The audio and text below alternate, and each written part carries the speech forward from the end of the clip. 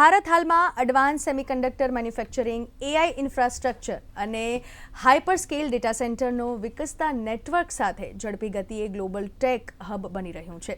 Semiconductor ઉત્પાદનથી દેશમાં technology આત્મનિર્ભરતા વધશે, લાખો હાઈ સ્કિલ નોકરીઓ ઊભી થશે અને ઇલેક્ટ્રોનિક્સ, ઓટો રોબોટિક્સ અને એઆઈ આધારિત ઉદ્યોગોને પણ મજબૂતી મળશે.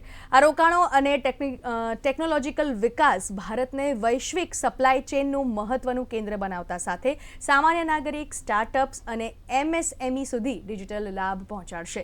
નમસ્કાર દર્શક મિત્રો, દૂરદર્શનમાં જિંદગી કેફે કાર્યક્રમમાં હું બેલા 40,000 આપનું સ્વાગત કરું છું. દર્શક મિત્રો, આજની વિશેષ ચર્ચાનો વિષય છે ભારત ગ્લોબલ ટેક હબ. ભારતમાં એઆઈ વિકાસ છેલ્લા વર્ષોમાં અદ્ભુત ગતિએ આગળ વધ્યું છે, જ્યાં સરકારની ડિજિટલ પહેલો, વૈશ્વિક ટેક કંપનીઓના મોટા રોકાણો અને સ્ટાર્ટઅપ ઇકોસિસ્ટમની તેજ વૃદ્ધિ મળીને દેશને એઆઈ સુપરપાવર બનાવવાના માર્ગે દોરી રહ્યું છે. Health care, agriculture, education, fintech, manufacturing અને પબ્લિક સર્વિસ જેવી વિવિધ ક્ષેત્રોમાં એઆઈના ઉપયોગથી કાર્યક્ષમતા, પારદર્શિતા અને ઉત્પાદન ક્ષમતા વધી જાય છે. માઇક્રોસોફ્ટ, ગૂગલ, ઓનવિડિયા જેવી મહત્વની કંપનીઓ ભારતમાં એઆઈ ઇન્ફ્રાસ્ટ્રક્ચર, સ્કિલિંગ અને ડેટા સેન્ટર પર મોટા પાયે રોકાણ કરી રહી છે, જ્યારે દેશના લાખો યુવાનો એઆઈ અને મશીન લર્નિંગ સ્કિલ અપનાવીને નવી પેઢીની ટેક વર્કફોર્સને ઊભી કરી રહ્યા છે. આ સમગ્ર વિકાસ ભારતને એઆઈ આધારિત અર્થતંત્ર ધકેલી રહ્યું છે અને ભવિષ્યમાં જે વૈશ્વિક ટેક લીડરશિપ માટેની સૌથી મોટી તક સાબિત થઈ શકે છે. આજની દર્શક મિત્રો આ ચર્ચા, આ કાર્યક્રમમાં આપણી સાથે ઉપસ્થિત છે સુધીરભાઈ નાયક, કે જેઓ ઇન્ડિયન ઇલેક્ટ્રોનિક્સ અને સેમિકન્ડક્ટર એસોસિએશન મિડવેસ્ટના જે પ્રમુખ છે, અને સાથે સાથે ઉપસ્થિત છે આર્થિક બાબતના નિષ્ણાંત ભરતભાઈ પંચાલ. આ બંને મહાનુભાવોનું આ કાર્યક્રમમાં ખૂબ ખૂબ સ્વાગત છે. તો સુધીરભાઈ, આપની સાથે આ કાર્યક્રમની ચર્ચાની શરૂઆત કરીશ કે માઇક્રોસોફ્ટે ઘણા બિલિયનોનું રોકાણ ભારતમાં કર્યું છે, જે ટેક સામર્થ્ય અને વૈશ્વિક જે પ્રતિષ્ઠાને કેવી રીતે આપણે એ બદલી શકીશે? અત્યારે તમે જો વાંચ્યો છે ન્યૂઝપેપરની અંદર, તો એમને આપણા પ્રાઇમ મિનિસ્ટર જોડે મિટિંગ કરી અને $17.5 બિલિયન એમને રોકાણનું કમિટમેન્ટ 5 વર્ષની અંદર આપ્યું છે. હવે આ મારા હિસાબે તો આ છે just tip of the iceberg, કારણ કે 2010થી એમેઝોન એ સ્ટાર્ટ કર્યું હતું $1 બિલિયન ઇન્વેસ્ટમેન્ટ. આજે એમેઝોનનું $40 બિલિયન ઇન્વેસ્ટમેન્ટ થઈ ગયું છે અને બીજું એડિશનલ કમિટમેન્ટ એમણે $25 બિલિયનનું આપ્યું છે. એટલે ફક્ત એમેઝોન જ $75 બિલિયન આપણને ઇન્વેસ્ટમેન્ટ આપી રહ્યા છે. હવે કોઈ પણ આપણે ગુજરાતીમાં કહીએ છીએ કે લાલો લહબ વિના ના લોટે, એવું આ બધી કંપનીઓનું પણ છે. કે હું તમને 2-3 આંકડા આપીશ, જેથી કરીને તમને બી ખ્યાલ આવે અને દર્શક મિત્રોને પણ ખ્યાલ આવે કે ભારતની અંદર જે ટેકનોલોજી એડોપ્શન છે એ બહુ સુપર ફાસ્ટ ગતિએ, બુલેટ ટ્રેન ગતિએ થઈ રહ્યું છે. આપણે ત્યાં મોબાઈલ યુઝર્સ લગભગ 100 કરોડ જેવું થઈ રહ્યું છે, data as well as sim ઉપરથી. પછી આપણે ઇન્ટરનેટ યુઝર આપણે ત્યાં લગભગ 60-70 કરોડ લોકો છે. હવે યુએસનું પોપ્યુલેશન જ 33 કરોડ લોકોનું છે, ત્યાં યુઝર 27 કરોડ છે. એટલે આપણે ત્યાં જે રીતે લોકોની એડોપ્ટેબિલિટી છે અને જે આર્થિક ઉત્પાદન શક્તિ, જેને આપણે જીડીપી કહીએ છીએ, એ ખૂબ ઝડપથી 7.2% અનહર્ડ ઇન કરંટ સિચ્યુએશન આખા વર્લ્ડની અંદર. એને કારણે લોકોનો બાઇંગ પાવર વધ્યો. તો તમે આ એમેઝોનની વાત કરીએ તો બ્લિંકિટ એમ કહે છે હું 10 મિનિટની અંદર તમને સપ્લાય કરી દઈશ ડિલિવરી. હવે એમેઝોન અત્યારે યુએસની અંદર 30 થી 45 મિનિટ લાગે છે. They want to take this technology to all the places. એટલે આપણું જે ઇન્ડિયા જે છે એ લોકોનું એક R&D હબ બનાવી દીધું છે અને એ લોકોને આપણો જે 145 કરોડ લોકોનો ડેટા બેઝ છે એની અંદર ખૂબ જ ઇન્ટરેસ્ટ છે. કારણ કે આના જેવું વિકસિત, જેને કહીએ કે ભારત એક વિકસિત દેશ બની રહ્યો છે અને 2030માં તો આપણી ઇકોનોમી 3rd નંબરથી પણ કદાચ આગળ હશે, between very close two 2nd થઈ જશે. એટલે લોકોને ખૂબ જ ઇન્ટરેસ્ટ છે આ બધી જ કંપનીઓ. તમે આ તો શરૂઆત છે અને મારા હિસાબે અત્યારે ભારતની ઇકોનોમી એગ્રીકલ્ચર બેઝ છે અને 70% જીડીપીમાં કોન્ટ્રીબ્યુટ કરે છે. પરંતુ આપણને કદાચ નવાઈ નહીં લાગવી જોઈએ કે 2035 સુધીમાં tech GDP, tech enabled GDP જેને આપણે કહીએ, એ it will be very close to the agriculture. અને એમ્પ્લોયમેન્ટની અંદર પણ એ જ થશે. લોકોને ખૂબ ભય છે કે એઆઈથી જોબ જતા રહેશે. એકચ્યુઅલી એઆઈથી જોબ જવાના નથી. એઆઈથી તો એક બહુ જ સારી વસ્તુ થઈ રહી છે બેન, હા કે જે મંડેન્ટ રૂટીન અને મગજને કંટાળા આવે એવા જ બધા જોબ છે ને, that will be outsource to AI. હા અને સારા જોબ, ઇન્ટેલિજન્ટ જોબ બધા લોકોને મળશે મેકેન્જીના રિપોર્ટ પ્રમાણે. અને મને બી ખાતરી છે કે લગભગ 30 કરોડ જેવા નવા જોબ એઆઈને કારણે થશે. નેટ એડિશન 40% જેવા જોબ જતા રહેશે જે મંડેન્ટ જોબ છે તે, બરાબર. પણ 30% જેવા બીજા નવા જોબ ઉમેરાશે. એટલે નેટ ગેઇન જ છે 30 કરોડ લોકોનો. એટલે એઆઈથી બિલકુલ ગભરાવાની જરૂર નથી. એને આપણો ગુલામ બનાવી અને આપણે આપણી એફિશિયન્સી અને પ્રોડક્ટિવિટી વધારીશું. એટલે 8મા ધોરણથી એઆઈનો અભ્યાસ શરૂ કરી દેવો જોઈએ, તો આપણે we will reach the level where we want to reach. બરાબર છે. ભરત સર, આપની સાથે વાત કરો તો જી.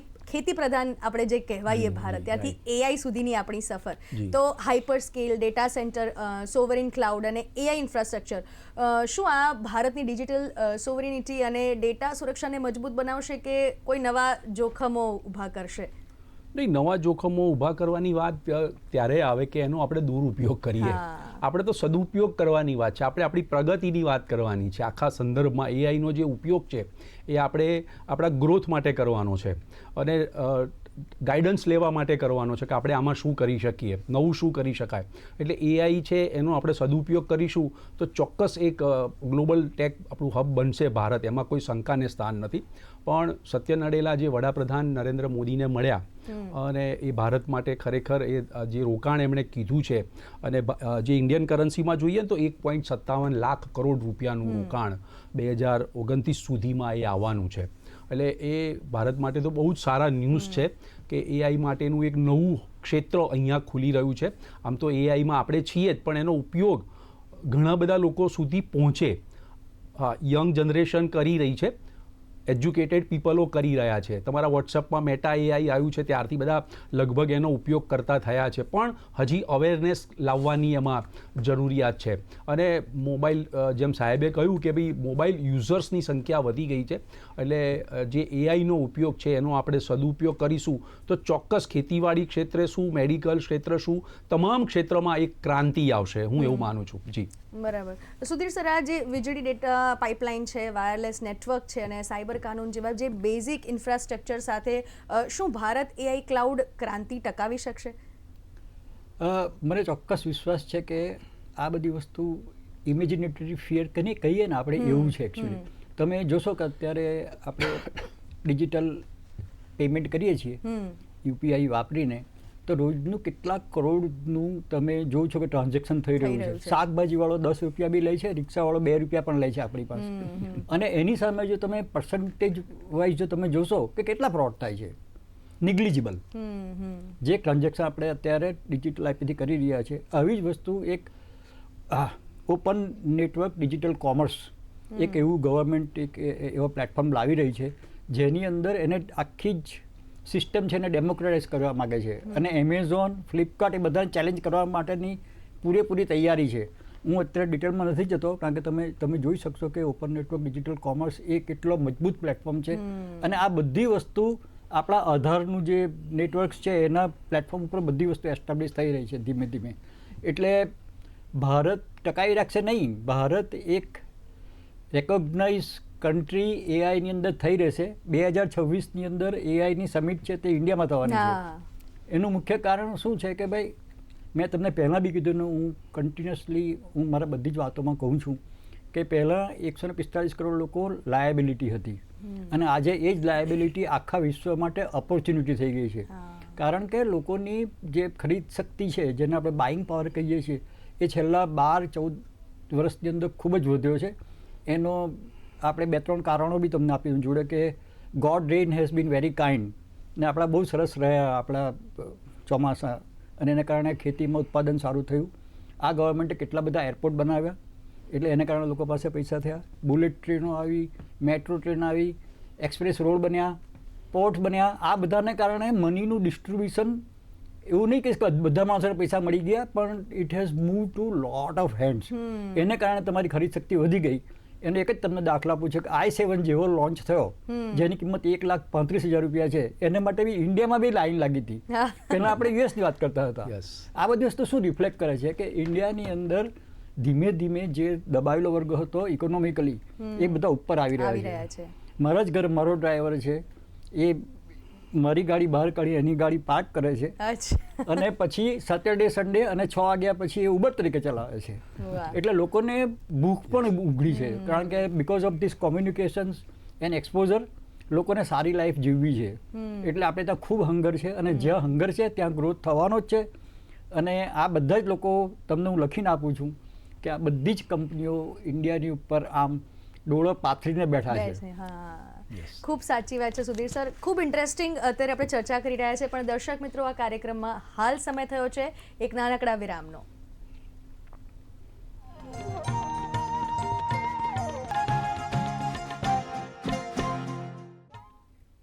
ભારત ગ્લોબલ ટેક હબ આ વિષય પર આપણે ખૂબ રસપ્રદ ચર્ચા કરી રહ્યા છે, અને આ વિરામ બાદ પહેલા જ આપણી સાથે કોલર જોડાઈ ગયા છે નેહાબેન રાજકોટથી. જી નેહાબેન, આપનો પ્રશ્ન પૂછશો.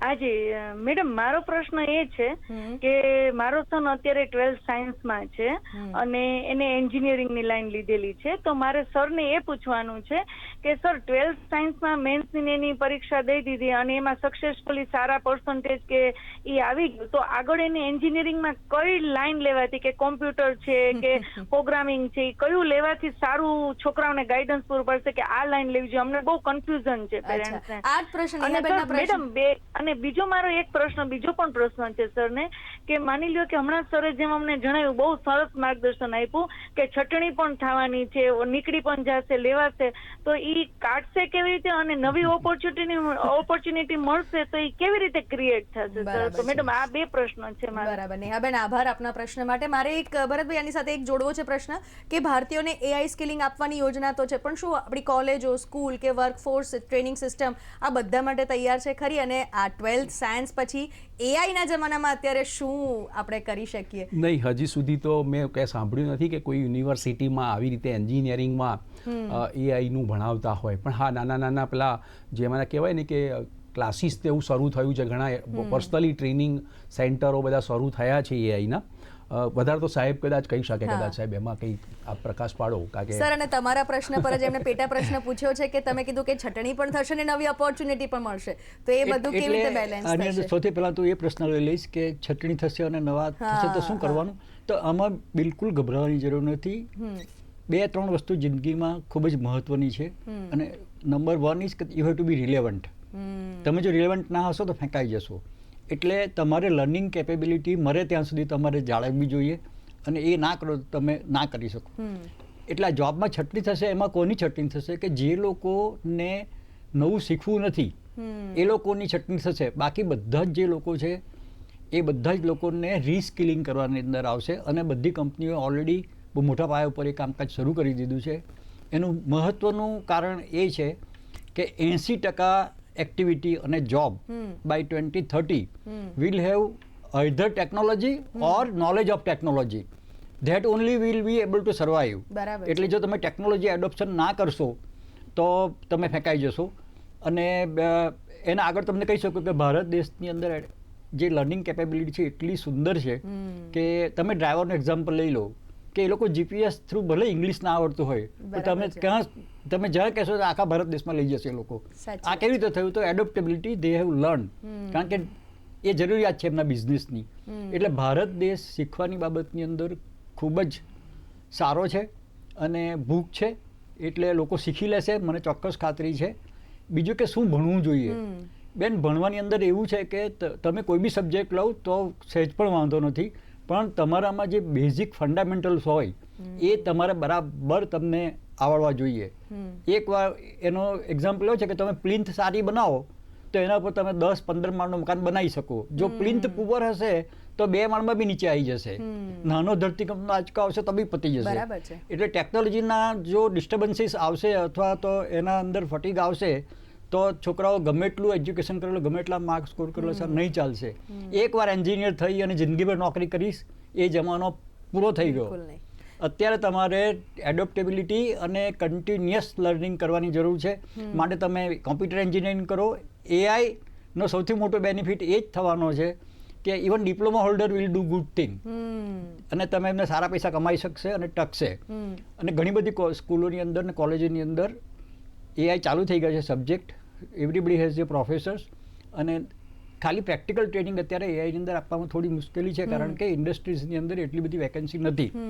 પણ એઆઈના સબ્જેક્ટ દરેક કોલેજની અંદર ઇન્ટ્રોડ્યુસ થઈ ગયા છે, અને ભારતની અંદર દર વર્ષે નહીં તો 3 લાખ લોકો તૈયાર થશે બરાબર છે એઆઈની અંદર. એટલે એવું નથી કે જે ખાલી કમ્પ્યુટર એન્જિનિયર્સની જરૂર પડશે, સિવિલ એન્જિનિયર્સની જરૂર નહીં પડે કે બીજા મિકેનિકલ એન્જિનિયરિંગ જરૂર નહીં પડે, પણ દરેક ક્ષેત્રમાં એક એઆઈ બેઝડ તમને જે એઆઈ નું લર્નિંગ તમારું શરૂ કરી દેવાની જરૂર તમારે ખાલી બસ કરવાની જરૂર છે.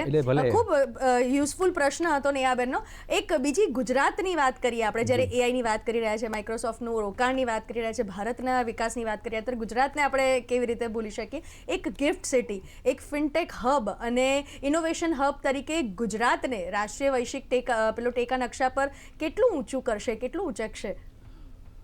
જો ગિફ્ટ સિટીમાં ઘણી બધી આઈટી કંપનીઓ આવી ગઈ છે, કારણ કે હું તો ગિફ્ટ સિટીમાં 1 વર્ષ કામ કરીને આવ્યો છું, એટલે ઘણી બધી ફિનટેક અને ઘણી બધી કંપનીઓ આવી ગઈ છે. ત્યાં ઇન્ટરનેશનલ બુલિયન માર્કેટ પણ છે, નેશનલ સ્ટોક એક્સચેન્જનું પણ ત્યાં હબ છે. ઘણી બધી ફિનટેક કંપનીઓથી માંડીને આઈટી કંપનીઓ પણ ઘણી બધી એમણે પોતાની બ્રાન્ચીસો ખોલી છે અને હજી પણ આગળ ખોલવાના છે. મારે દર્શકોને માહિતી એ પણ આપી છે કે આપણે માઇક્રોસોફ્ટની વાત કરી રહ્યા છીએ, પણ સાથે સાથે તમને કદાચ યાદ હશે કે એમેઝોને પણ હમણાં 1 વીક પહેલાં જ એમણે $35 અબજ રોકાણ કરવાની જાહેરાત કરી હતી. 2030 સુધીમાં $35 અબજ રોકાણ કરવાની. હવે એમેઝોન તો આપને ખબર છે કે ઈ કોમર્સની આખી લોજિસ્ટિક ઇન્ફ્રાસ્ટ્રક્ચરની બહુ મોટી કંપની છે, અને ઓક્ટોબર મહિનામાં ગૂગલે જેને કહેવાય કે પોતાનું ડેટા સેન્ટર ભારતમાં નાખવાની જાહેરાત કરી હતી, અને એણે આંધ્રપ્રદેશના વિશાખાપટ્ટનમમાં સૌથી મોટું એઆઈ હબ બનાવવાની જાહેરાત કરી છે, અને લગભગ $15 અબજ ખર્ચ કરી રહી છે. એટલે માઇક્રોસોફ્ટ, તમારું ગૂગલ અને જે અમેરિકાની જે મોટી કંપની છે એમેઝોન, ઓપન એઆઈ પણ ભારતમાં આવી રહ્યું છે અને આખું ઇન્ફ્રાસ્ટ્રક્ચર અને બહુ મોટું ડેટા સેન્ટર બનાવી રહ્યું છે. ભારતમાં ગીગાવોટ સ્કેલનું પહેલું ડેટા સેન્ટર કેમ્પસ એ વિશાખાપટ્ટનમમાં બનવાનું છે, અને 2030 સુધીમાં 1 લાખ નવી નોકરીનું સર્જન થવાનું છે. આ એ વખતના સમાચાર હતા. આ તો વિશાખાપટ્ટનમની વાત છે, પણ એ કદાચ એની સીધી ઇમ્પેક્ટ ગુજરાત પર પણ આવી શકે કે એ ગુજરાતને પણ, ગુજરાતના જે સ્ટુડન્ટ્સ છે, આઈટી એન્જિનિયર થયેલા છે, એમને પણ સારી તક જોબની ઓફર મળવાની છે. અને ગિફ્ટ સિટી તો તમે જુઓ, જબરજસ્ત એનો કાયાકલ્પ થયો છે. એની જે રોડ, રસ્તા, એની જે બિલ્ડિંગો બની છે, એની તમામ બેંકોની બ્રાન્ચો પણ ત્યાં આવી ગઈ છે. એટલે ઘણું બધું સરળતા થઈ ગઈ છે, અને ગુજરાતનું જે ડેવલપમેન્ટ છે એ ગિફ્ટ સિટીની અંદર, અને જે લાલ જાજમ પાથરી છે એમના વિદેશી રોકાણ માટે કે સ્થાનિક કંપનીઓ માટે, એ પણ એક ખૂબ સારી વાત છે. સિંગલ વિન્ડો સિસ્ટમ શરૂ કરી છે, એટલે અને હજુ વાઇબ્રન્ટ ગુજરાત પણ આવી રહ્યું છે હવે આગામી વર્ષોમાં. એટલે અને રિજનલ કોન્ફરન્સ પણ થઈ રહી છે, તો એમાં પણ આ ક્ષેત્રમાં ઘણા બધા ઉજળી તકો છે મારી દ્રષ્ટિએ. જી તો બેન, હું એની અંદર થોડું એડ કરીશ એની અંદર, જેથી કરીને આ વસ્તુને આપણે બરાબર પ્રોસ્પેક્ટની અંદર લોકોને પાસે જઈ શકીએ કે એમેઝોન એ લોકો જે પૈસા ઇન્વેસ્ટ કરે છે ને, એ કંઈ ભારતના હિત માટે કરે છે એકલા એવું જરૂરી નથી. એમાં સૌથી મોટું હિત એ લોકોનું પણ છે. એમેઝોનનો પ્લાન અત્યારે એવો છે કે એ જે એક્સપોર્ટ કરે છે આપણે ત્યાંથી ગુડ્સ, એને લોકો $80 બિલિયન લઈ જવું છે, $80 અબજ. એની અંદર ગુજરાતની અંદર તમે આપણે ક્વેશ્ચન છે ગુજરાતને શું ફાયદો, તો આપણે બધા જ જે મસાલા છે, જીરું છે, ઈસબગોલ છે, કેમિકલ્સ છે, એ બધામાં આપણી મોનોપોલી છે ગુજરાતની. અત્યારે આપણું કોન્ટ્રીબ્યુશન સૌથી વધારે છે આખા દેશની અંદર. એ બધો જ માલ, સારામાં સારો માલ એમને કોટન, ટોબેકો, એ બધી વસ્તુ એમને એક્સપોર્ટ કરવી છે. અને બાકીના જે દેશો છે, અમેરિકા ગમે એટલી ટેરિફ નાખશે, ધ કન્ઝમ્પશન અમેરિકાની અંદર ખાલી 800 કરોડ લોકોમાંથી 33 કરોડ લોકો રહે છે, બાકીનું માર્કેટ ખૂબ જ મોટું છે. તો આ એમેઝોન અને ગૂગલ, એ બધાનું વિઝન ફક્ત ઇન્ડિયા નથી, એમનું ગ્લોબલ વિઝન છે. અને they want to take this database and products and technology and research work from India to the globe. જેમ કે આપણા યુપીઆઈ છે, તો તમે સાંભળ્યું હશે, આપણા સાહેબ પ્રાઇમ મિનિસ્ટર જ્યાં જાય છે ત્યાં યુપીઆઈ એડોપ્ટેબિલિટી બધે વધી ગઈ છે. બિલકુલ. એ શું બતાવે છે કે આપણે ટેકનોલોજી લીડરશિપ તરફ માઇગ્રેટ થઈ રહ્યા છે. બિલકુલ સાચી વાત છે. એટલે ગુજરાતને માટે તો આટલા બધા સેમિકન્ડક્ટરના પ્લાન્ટ આવ્યા છે, $22 થી $23 બિલિયન ઇન્વેસ્ટમેન્ટ થયું છે. સૌથી પહેલી ચીફ મેન્યુફેક્ચર થવાની ધોલેરાની અંદર થઈ રહ્યું છે. તો ગુજરાતનો વિકાસ તો જે ગતિએ થઈ રહ્યો છે, એ લોકો મને હંમેશા ક્વેશ્ચન કરે છે કે આ બધું ગુજરાતમાં જ કેમ થઈ રહ્યું છે. તો હું એકને સાદો દાખલો આપું છું કે એ સુરતની અંદર અમારા એક ટેક્સટાઇલના મારા મિત્ર છે, જ્યાં હું એ લોકોની જોડે હું કામ કરી રહ્યો છું. એ લોકોને સેમિકન્ડક્ટરનો એસ પણ ખબર નથી, તો બી એમણે પેકેજિંગનો પ્લાન્ટ નાખી દીધો અને લગભગ 1,000 કરોડ રૂપિયાનું ઇન્વેસ્ટમેન્ટ કરી રહ્યા છે, જે ટેક્સટાઇલનું બેકગ્રાઉન્ડ છે પૂરેપૂરું. સહેજ પણ ઇલેક્ટ્રોનિક્સનું પણ ભાન નથી. તો મેં કીધું તમે મને કન્ટ્રીમાં એક બી બીજો એક્ઝામ્પલ બતાવો કે જ્યાં ટેક્સટાઇલનો માણસ સેમિકન્ડક્ટરની અંદર 1,000 કરોડ રૂપિયાનું ઇન્વેસ્ટમેન્ટ કરી શકે છે. એટલે આમાં કંઈ બીજો કોઈ ઇન્ફ્લુઅન્સ નથી, પણ જે એન્ટરપ્રિન્યોરશિપ સ્પિરિટ છે ગુજરાતનો, એ બી મારી એક પ્રશ્ન છે સર કે જે એન્ટરપ્રિન્યોર્સ આપણે ખૂબ ગુજરાતમાં જોઈએ તો આપણે ધંધાદારી માણસો, નોકરી લેવા કરતા આપવાવાળા આપણે લોકો વધારે, તો આ MSME ઉદ્યોગો છે એના માટે AI ઓટોમેશનને કમ્પેર કરીએ તો કેટલું આવશ્યક બની ગયું છે હવે આજના દિવસોમાં, કારણ કે ખૂબ મોટા રોકાણો થઈ રહ્યા છે, ખૂબ મોટા મોટા પ્લાન્ટ્સ બની રહ્યા છે ગુજરાતમાં. તો શું MSME પાસે ટેક અપનાવવા માટે પૂરતી ક્ષમતા અને જે ગાઈડન્સ જોઈતું હોય, જે માર્ગદર્શન જોઈતું હોય એ મળી રહે છે એમને? બેન, આ માર્ગદર્શન એક એવી વસ્તુ છે કે મેં તમને પહેલાં બી કીધું, આગળ આપણે વાત કરતા હતા ઇન્ફોર્મલી, કે જેમીની દીકરી આપણી બહુ જ ડાઈ છે અને તમને જેટલું બી નોલેજ જોઈએ એ તમને આપી દેશે. MSMEની એ લોકોને અત્યારે મુખ્ય ઇસ્યુ શું છે MSME કે દે ડોન્ટ હેવ સ્કેલ, એટલે એને MSME કહીએ આપણે. તો એઆઈથી એમની એફિશિયન્સી અને પ્રોડક્શન કેપેસિટી બંનેમાં પુષ્કળ વધારો થશે, એમને કારણે એમની પ્રોફિટેબિલિટી વધશે. અને મેં પહેલાં કીધું એ પ્રમાણે કે 80% જોબની અંદર ટેકનોલોજી અથવા technology enabled ideas are going to play role. એટલે આપણી MSME તો બહુ જ સચોટ છે. અને હું ગઈકાલે જ ગુજરાત ચેમ્બર ઓફ કોમર્સની અંદર મારો એક લેક્ચર હતો, ત્યાં આગળ વાત થતી હતી, તો લોકો કહેતા કે તમે દર વીકે આવીને અમને લેક્ચર આપો. એટલે આ બધા લોકો માટે અત્યારે ખૂબ જ એ લોકોને જરૂર દેખાઈ રહી છે એઆઈની.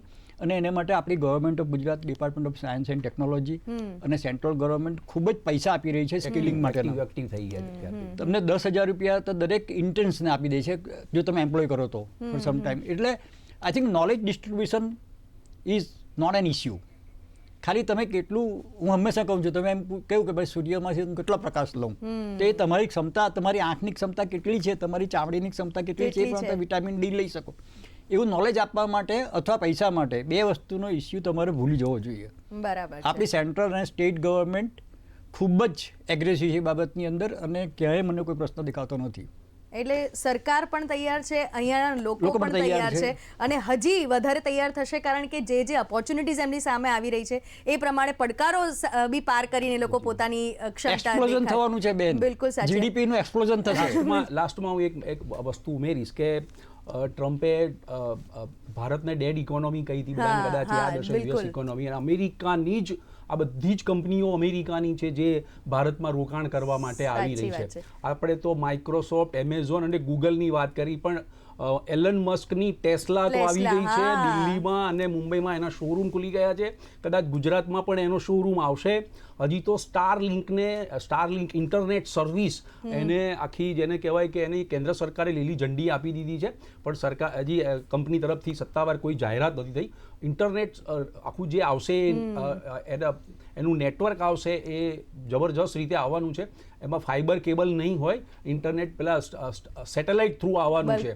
એટલે જે ગામડાઓમાં ટાવર ના હોય અને ત્યાં પણ આવતો હોય છે. એટલે આ આખી વાતને આપણે એ રીતે કહીએ કે ઘણું રોકાણ AI ક્ષેત્રમાં. હું એક છેલ્લે એક એડ કરી દઈશ કે લોકોને ખ્યાલ ના હોય, પણ અમેરિકાની અને આખા વર્લ્ડની જે બધી કંપનીઓ છે એમના 90% research centres are in India. અચ્છા. આપણે we are A global hub of research and development. અને ટ્રમ્પ ગમે એટલી મહેનત કરશે એ લોકોનું બહુ જ મુશ્કેલી પડશે જો આપણા લોકો જો ભારતમાં છે ને, કારણ કે આપણે ત્યાં એટલા બધાના જ ગ્લોબલ કેપેસિટી સેન્ટર કહેવાય, એ 90% આર હિયર ઇન ઇન્ડિયા. બિલકુલ. એટલે હું એમ જ કહીશ છેલ્લે કે સર આ બંને મહાનુભાવો આપ્યાને ખૂબ રસપ્રદ ચર્ચા અહીંયા દર્શક મિત્રો સાથે કરી, તે બદલ આપનો ખૂબ ખૂબ આભાર. અને ચર્ચાના અંતે મને એટલું કહેવાનું જરૂર મન થાય કે ભારત આજે માત્ર ટેકનું ભવિષ્ય નથી ઘડતું, તે વિશ્વના AI અને નવીનતાના કેન્દ્ર તરીકે પોતાની ઓળખ મજબૂત કરી રહ્યું છે. તો દર્શક મિત્રો, આજની ચર્ચાને અહીં જ વિરામ આપીએ. નવા વિષય સાથે, નવા મહેમાનો સાથે આપને ફરીથી મળીશું. ત્યાં સુધી નમસ્કાર. Thank you.